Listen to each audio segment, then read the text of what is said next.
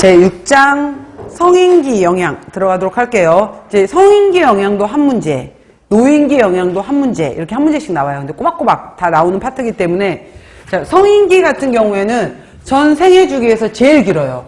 19, 29, 그 다음에 이제 30, 49, 그 다음에 50, 64.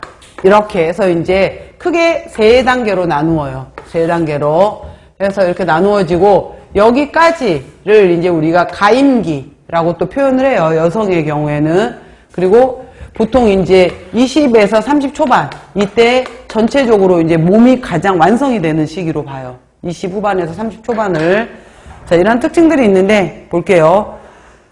성인기에 있어서 첫 번째 시험 문제 제일 잘 물어보는 것은 대사증후군이에요. 그래서 이제 나중에 우리가 영양학, 식사요법 이렇게 공부를 다 하면 다 연결된다라고 했잖아요. 그래서 우리가 비만 이쪽에서, 당뇨 이쪽에서 나왔던 대사증후군이었었는데, 그때도 제가 뭐라고 얘기를 했었냐면은 대사증후군은 뿌리가 같다라고 했어요. 그래서 뿌리에 해당이 되는 것이 인슐린에 대한 저항성이 바로 이제 증가하면서 발생을 하게 되는데, 이 인슐린 저항성이 증가하게 된, 그래서 일명 대사증후군을 인슐린 저항성 증후군 이렇게도 얘기를 해요. 그랬을 때 가장 큰 문제가 되는 1번, 첫 번째가 무엇이냐라고 하게 되면은 일단 복부 비만으로부터 시작을 하더라라는 거예요. 복부 비만. 그래서 잘 나와요, 시험 문제.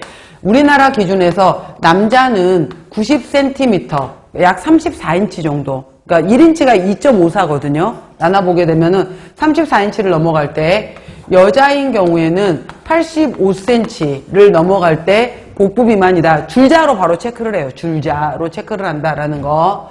그 다음에 두 번째는 혈당을 측정을 하게 되는데, 자, 이미 공복시 혈당값이 126을 넘어버리면 당뇨잖아요. 당뇨고 100 미만이면 정상이었는데, 혈당값이 100 이상인 경우 당신은 이제 위험합니다 라고 얘기를 해주는 것이 혈당. 그 다음에 이제 세 번째 오게 되면은 혈압이 있게 돼요. 혈압. 그래서 이미 140에 90을 넘어버렸다 라고 하게 되면은 이미 고혈압이야. 그리고 우리가 120에, 기억나시죠 여러분들? 120, 80 미만이면 정상이었고, 그 다음에 140에 90 이상이면 고혈압이었단 말이에요. 여기 낀 사람, 여기 중간에 낀 사람, 그래서 130에 85, 중간에 낀 것들, 낀 숫자. 그래서 혈압이 130에 85를 둘 중에 하나만 넘어가도 당신은 위험합니다 라고 얘기를 한 거예요.